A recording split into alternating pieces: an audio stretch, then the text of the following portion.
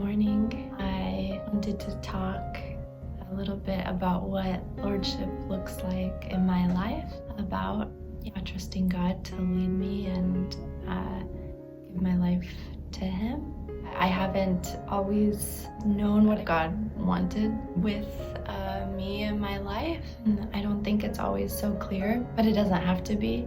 I think one thing I've learned in the last few years that has been key is just to continually trust God, not just to trust Him as a concept, but actually to pray on a regular basis, even daily sometimes. Lord, I trust you. I trust that you want the best for me and that you're leading me, and either not let me do that if that's not where you want me, or that you will lead me into that. I will just be able to trust that it's the right thing to do. I don't want to just be following my own desires or looking, approval from other people. I need to put all that away. To be in communion with God and be able to talk to Him about that. It comes down a lot to trust, actually making that a practice in our lives.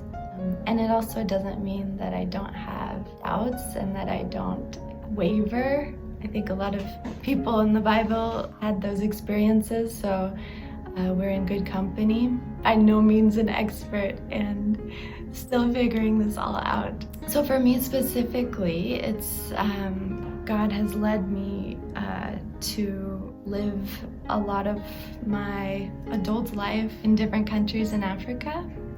Far, just like anything that is in my life, either working for an organization or the type of work I'm doing or the place I am, I try not to hold things too tightly because maybe that will change, and so none of these things should become my identity. I should always just have my identity in God and what He says about me. Currently, I'm in Juba, which is the capital city of South Sudan. 8 million people in the country are unable to meet their daily needs adequately without assistance. Water, food, shelter, medical care. I am doing emergency humanitarian work here.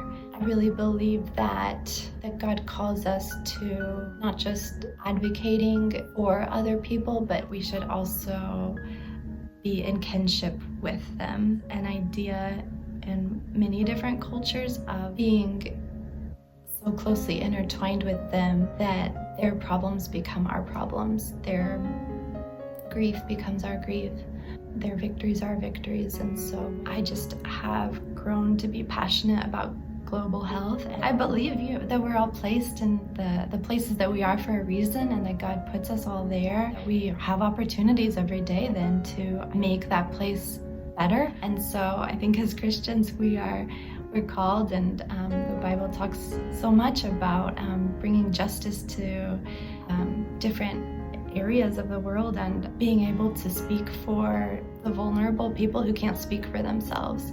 Of course, I wouldn't think that everybody should come and do the same thing I do. We all just are seeking to hear God's voice and understand what He wants from us. And so we each do have a specific calling, things that He's asking us to do. But if we're walking with Him, then He'll make those things known. So then I don't really have to worry then to do the wrong thing, or if the place I'm going seems difficult or dangerous. If I'm following God, then I just take the next step in front of me. Like the Bible says, don't need to be anxious or don't need to worry, which of course is a lot harder to put into practice than just to say. I strive to live into that. At the end of my life, I want to be used up. I want to have scars and have broken fingernails and mosquito bites or whatever, what have you. I want to have used all of my energy to serve God and serve others, not have just sat back and decided that I should be comfortable while so many other people don't have those opportunities. And that's where God has chosen to lead me. I mean, that could look differently later on, I don't know, but I'm content that He's where He wants me right now, and that's good enough. That's all I need to know right now.